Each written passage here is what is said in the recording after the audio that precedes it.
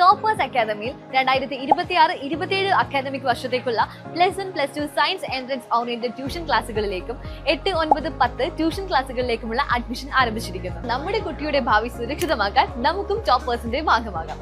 A different approach to success. Chokkad Chingakkallu ആദിവാസി നഗറിൽ ഗീതയുടെ വീട് പണി പൂർത്തിയാക്കാനാകാതെ പ്രയാസത്തിലായി. അവസാന ഗഡു ലഭിക്കാത്തതാണ് പ്രതിസന്ധിക്ക് കാരണം. വീട് പണി പൂർണ്ണമായും പൂർത്തിയായിട്ടില്ലെങ്കിലും വന്യമൃഗങ്ങളുടെ ആക്രമണ ഭീതി കാരണം ഇവിടെ താമസം തുടങ്ങിയിരിക്കുകയാണ് ഗീതയും കുടുംബവും.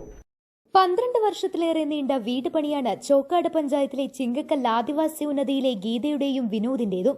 പ്ലാസ്റ്റിക് കൊണ്ട് മേഞ്ഞതും മറച്ചതുമായ ഷെഡിലായിരുന്നു 1.5 പതിറ്റാണ്ടോളം ഇവർ കഴിഞ്ഞത്.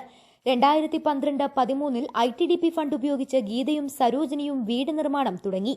2 വർഷത്തോളം എടുത്തു തറ നിർമ്മാണം പൂർത്തിയാകാൻ. ചുമർ പടവ് തുടങ്ങുന്നതിന് 2ാം ഗഡു പണത്തിനു വേണ്ടി ബാങ്കിൽ ചെന്നപ്പോഴാണ് ITDP അധികൃതർ മുഖേന വനം വകുപ്പ് പ്രത്യേക ഉത്തരവിലൂടെ പണം തടഞ്ഞത്. വീട് വെക്കുന്ന സ്ഥലം വനം വകുപ്പിന്റേതാണെന്ന് പറഞ്ഞാണ് നിർമ്മാണം തടഞ്ഞത്. തുടർന്ന് 11 വർഷത്തിലേറെയായി ഗീതയും വിനോദും അധികൃതരുടെ ദയയ്ക്ക് വേണ്ടി കാത്തിരിക്കുന്നത്. വനം വകുപ്പ് കൈകാര്യം ചെയ്യുന്ന NCPയുടെ നിരന്തര ഇടപെടലുകളെ തുടർന്ന് 2022 ഭൂമിയുടെ കൈവശരേഖ ഗീതയ്ക്ക് ലഭിച്ചത്. വീണ്ടും ചുവപ്പ് നാടകളുടെ കുരുക്കഴിക്കാൻ 1 വർഷത്തിലേറെ സമയം വേണ്ടിവന്നു.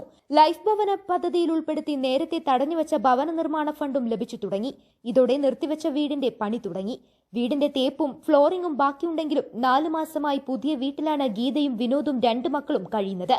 കടുവ, പുലി, കാട്ടാന, കരടി തുടങ്ങിയ വന്യമൃഗങ്ങളുടെ ആക്രമണ ഭയാശങ്കയില്ലാതെ അന്തിയുറങ്ങാൻ ഇപ്പോൾ കഴിയുന്നുണ്ട്. എന്നാൽ അവസാന ഘടുവായ 45,000 രൂപ കൂടി ITDP നൽകിയാൽ അടുക്കള ഭാഗവും റൂമുകളും ക്ലിയർ ചെയ്യാനാകും. എന്നാൽ പണി പൂർണ്ണമായി കഴിഞ്ഞെങ്കിൽ മാത്രമേ അവസാന ഗഡു നൽകാനാകൂ എന്നാണ് ITDP അധികൃതർ പറയുന്നത്. പണമില്ലാത്തതിനാൽ പണി പൂർത്തീകരിക്കാൻ കഴിയാത്ത ദുരവസ്ഥയിലാണ് ഈ കുടുംബം. യൂത്ത് കോൺഗ്രസ് പ്രവർത്തകർ വാതിലുകൾ വെച്ച് നൽകിയതിനാലാണ് നിർമ്മാണം പൂർത്തിയായിട്ടില്ലെങ്കിലും വീടിനുള്ളിൽ അന്തിയുറങ്ങാനാകുന്നത്.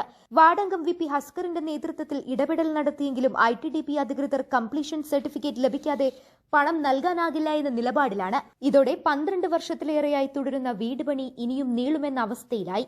മന്ത്രിതലത്തിലുള്ള ഇടപെടലുകളോ സന്നദ്ധ സംഘടനകളോ ഇടപെട്ട് ഫണ്ട് ലഭ്യമാക്കേണ്ട അവസ്ഥയിലാണ്. News bureau, Chokkad.